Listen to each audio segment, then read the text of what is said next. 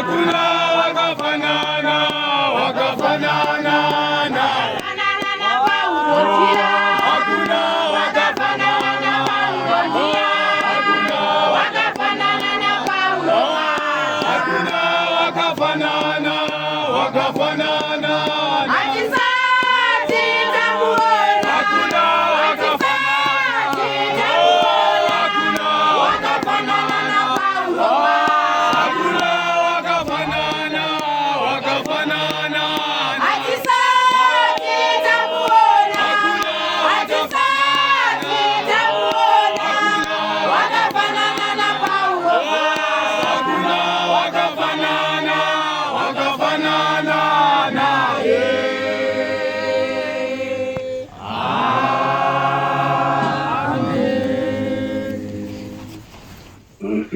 Afrika yedu.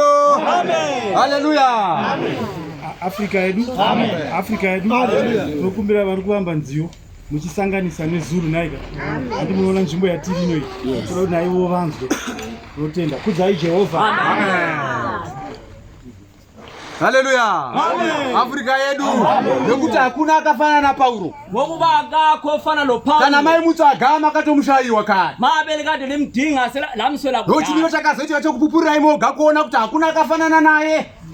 Vanhu vakatomboedza kuti vafanane naye asi zvakaramba. Abantu bazame kubana bafane naye kodwa kwayala. Vazhinji vacho vakaisa mari muhomwe. Abaningi bafaka imali. Vanhu vakatsvagira pfuma. Abanye badinga ino. Hallelujah. Amen. Hakuna ataramba pfuma akafanana Paulo mazvanzi wataona. Akekho oyayala ino. Atenda kushandiswa namweya mutsvene waJehovha. Wavhuma kusebenza siku nesikati waJehovha. Achigura matunhu enyika dzose. Hamba indawo dzose. Achiparidza evhangeri raJeso. Chumaira evhangeri raJeso. Isu pano tiri chimedu.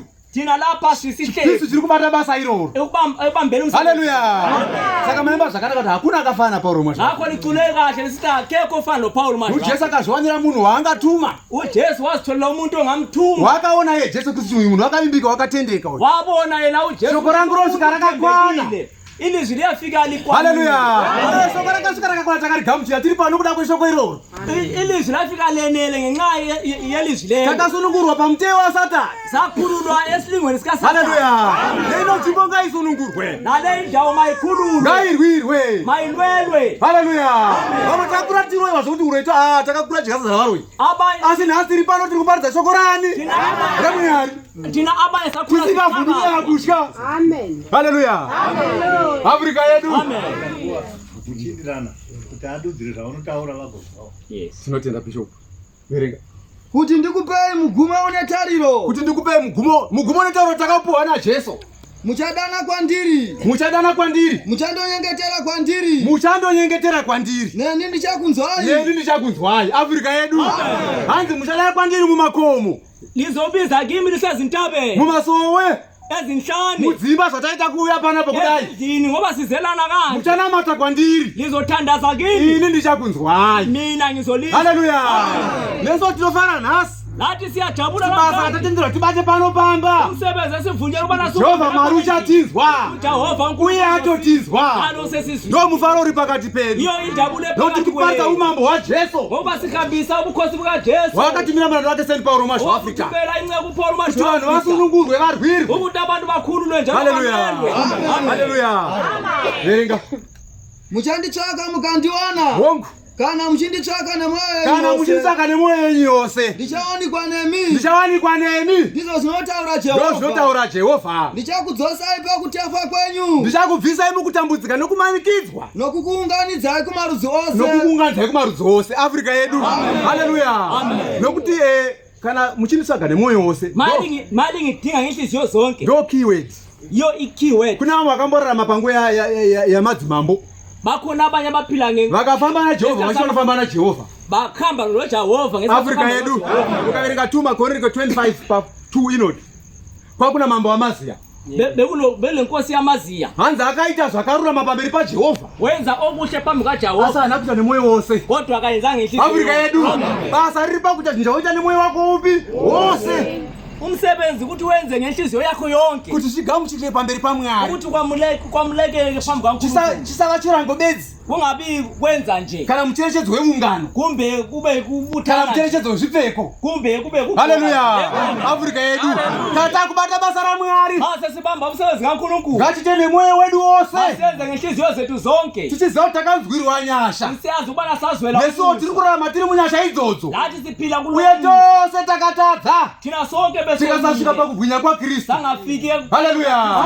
Asitaya kuzobatana navamwe vedu kodwa size uzobamba panzira yekuenda kudenga endleleni yokuya ezulwini nokuti nemutumwa ari pakati pedu ngoba silesi thina esipakathi kwethu ndiyakadzarurira zvatiri kutaura izvi. uyosivulele konke Afrika yedu ndo zvatinotienda izvozvo yikho ndo sikukholwa zvinotifadza katike tavatsa yikho okusijabulisayo mase silele seorota hope dzakaipa sei siyapupa mapupa mabi mukarangarira kuti kuna Paulo mwaZafrika akatumwa naJesu. uya kuti kulo Paulo. Haleluya. Rangarira chinhu ichocho khumbula leso kuti wakarangarira iwe mukutumwa kwaPaulo ukuthi mwaZafrika. wena walayelwa ekuthunyelwa kwaPaulo mashwawo. Haleluya. Saka ngatifare vanhu vaMwari. Apho fanele sijabule hope dzakaipa sei rangarira kuti kuna Jesu akatumwa Paulo. Afrika yedu inokubatsirwa bishop.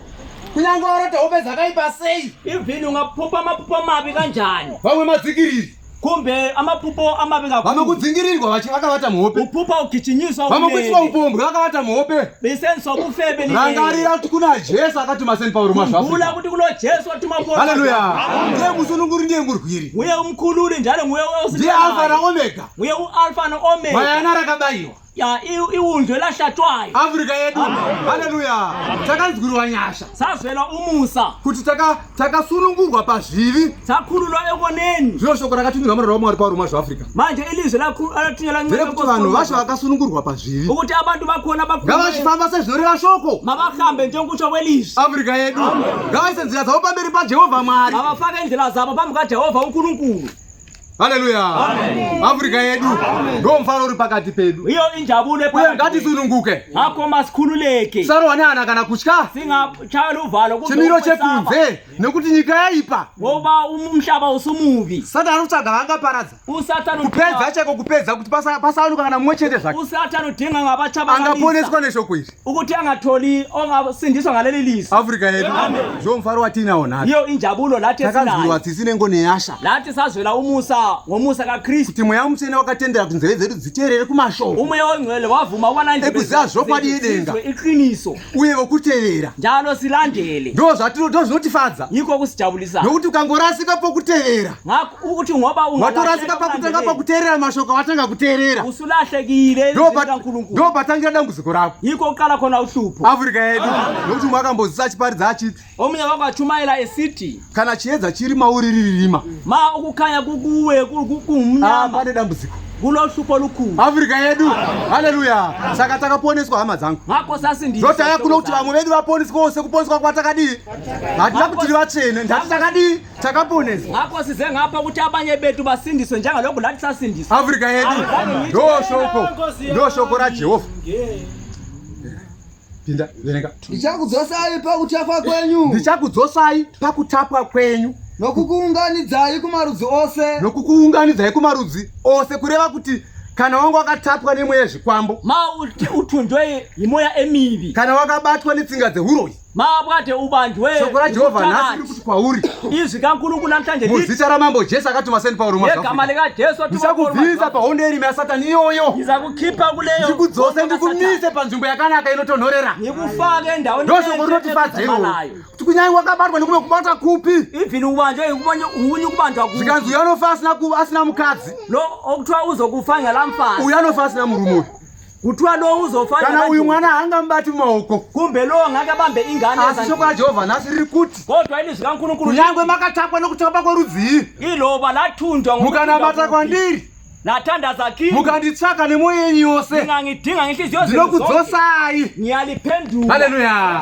Leso tinodzorwa njalo thina siyaphendulwa. ndo mfaro watinawo iyo injabulo kuti esinayo inzira yekudzorwa kwedu kutuma kwaPaulo weAfrica indlela yakuphendula ndo danho rokutanga ratakaitirwa isu vanhu ukuthunywa kwaPaulo weAfrica tikwanise kudzoka munzira ukuthi sikwanise nokuti vakawanda vanga namashoko avo kureva nhema abakudala babe nemazwi abo ekunyengedza wokukhohlisa kana kubata pfungwa dzavanhu kumbe kubamba umqondo wabantu. asi nokuti Pauro muAfrica anenge aripo Ngokuba Paul muAfrica toti aiwa si Pauro anambotaura saizvozvo apa ka uPaul zakhuluma nokuti pane part 2 tonight takaverenga toinzwisawo chaizvo ipart 2 sayibala todzoka toona kuti zvitaura nemukuru ndizvo here izvi sibuye sibone toona zvasiyana sibone kuti yeni Africa yedu saka tine mubatsiri panzira yekuenda kudenga hapo sinomncedisi endleleni yokuya ezulwini verenga upesi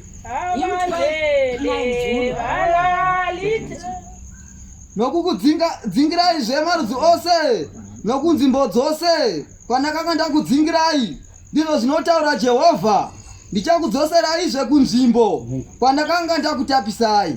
Africa yedu haleluya nokuti kana Jehovha achiti ndichakudzoseraizve kunzvimbo kwandakanga ndakutapisai uma uJehovha esithi ndizakubuyisela endaweni lapha ade ndithamise khona Jehovha ataura shoko rokuti uJehovha ukhuluma ilizwi lokuthi zvakakuwira ndakatendera kuti zvikuwire elawela yikho ngavuma ukuthi liwelo yikho matambudziko akakuwira ndiri Jehovha ndakatendera kuti matambudziko akudi akuwire inhlupheko ezakuwela ngavuma ukubana zikuwele kana uchi ndakaroyiwa mawusithi Jehovha ari kuti ndindakatendera kuti uroyiwe yime ngavuma ukubana uthakatho kana kuti masaranisi ari kundinetsa mawusithi amasatanisi angihlupha Jehovha ari kuti ndindakatendera kuti masaranisi akunetse yime ngavuma ukuthi amasatanisi asina mata kwandiri kodwa thandaza kimi gara muimba yangu hlala endlini yami ndikudzosere muimba yakanaka ngikubuyisele njalo gare pamafuro manyoro uhlale pamambo David njengenkosi uDavid haleluya ndomfaro watina iyo injabulo esinayo nokuti akaona kusasimba kwedu wabona kungaqini akati kwethu vana avachecha wathi abantu bayakhe ichurch labo ndobva ati pamuranda seni Pauro muAfrica wasesinika ambotuma mwanakomana wake Jesu Kristu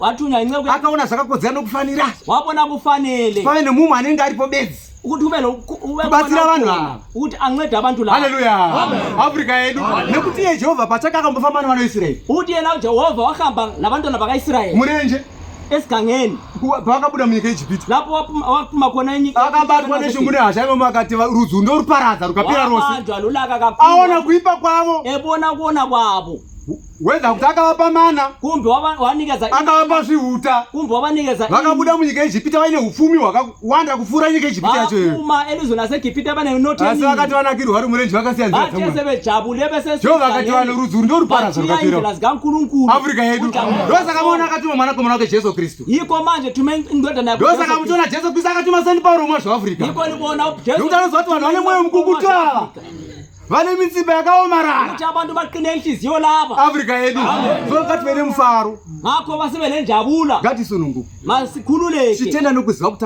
takaitirwa nyasha sikholwa sisazi takaitirwa rudo sayenzelwa chiedza chakauya muAfrica ubukhanya wafika eAfrica nokutumwa kwaPauro muAfrica ngokuthunywa kwenceku Paul masacrifice akaitwa ka ya nekuti he was a family man but he had to sacrifice everything for the word of God. Hallelujah.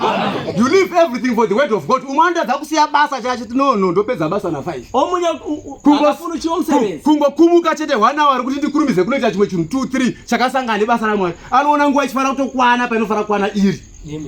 Asi kune umwe akasiya basa atorese upenyu hwacho hwese. Hallelujah. Kuti tiponiswe. Saka ngatifanire chinhu ichocho. Ngakho masijabule ngakho. Ndosaka maimba muchiri hakuna kafana Pauro. Kuti kavatsvaga vakadaro tovashayiwa. Paulo. Vandoona mashoko anotapira kunakidza pa tikazoona zvavanoita aiwa. Hakuna kwazviri kutisvisa ba. Akuko lapo kusifikisa ko. Hallelujah. Tikasatozverengera mabhuku totoona kuti pana patakutoraswa. Singayeke kufunda magwalo. Naro dzomuka pakati pedu. Naro dzomuka pakati pedu. Inkani ivuke pakati kwetu. Nokuda kweshoko rimwe chete bedzi. Ndinoda kuti mweya mutsvene watama pakati pemumwe. One of the two haana mweya mutsvene. Usinto kuti mweya mutsvene. Nokuti mese mukabatwa nemweya mutsvene. Munofara kuwirirana. Hamungapesani pamweya mutsvene. Pane mumwe atotiza atoita chitsosa. Hallelujah. Totokutenda vanhu vaMwari makaramba kutsotswa. Mukatizana upenyu hwenyu. Hallelujah. Makaramba kutsotswa. Layala kuqilwa. Chamakarambira kutsotswa kuti muparidze evhangeri yezvokwadi. Layelela kuqina kuti nchuma. Saka pese patofamba nevhangeri iyi. Lapho khamba khona leli vangeli. Ngati kupurire zvokwadi yaJehovha Mwari Baba. Asichumayele nokuziisa vanhu kuti kuna Pauro muAfrica akatuma Jesu. Abantu ukuthi kukhona Paul muAfrica. Ndokurangarirwa kwatakaitwa namatenga. Yiko kukhunjula sakwenziwa ngamasi. God set up a plan. Ngoba uNkulunkulu wayenza plan yo kubva 1940. Iplan le yaso. Yo plan yatini mairi. Yo iplan esikuyona namhlanje. Hallelujah. Hakuna imwe zveplan ichauya. Ayikho enye iplan kana pano mwe achifunga kuchaita imwe plan yakasiyana iyoyo. Kumbe omunye khumbulo ukuthi uzokuba. Hallelujah. Ukupedza nguwa. Uqeda isikhathi. Masibonge moyo Jesu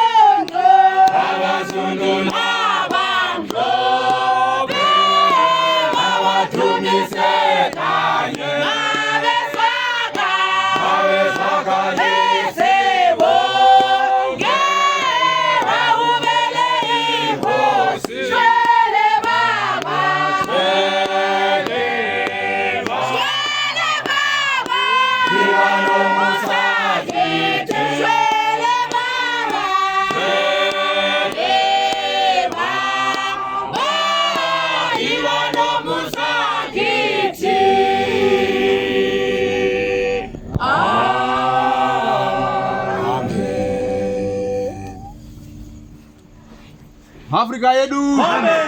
Haleluya. Regai tipeze tichi.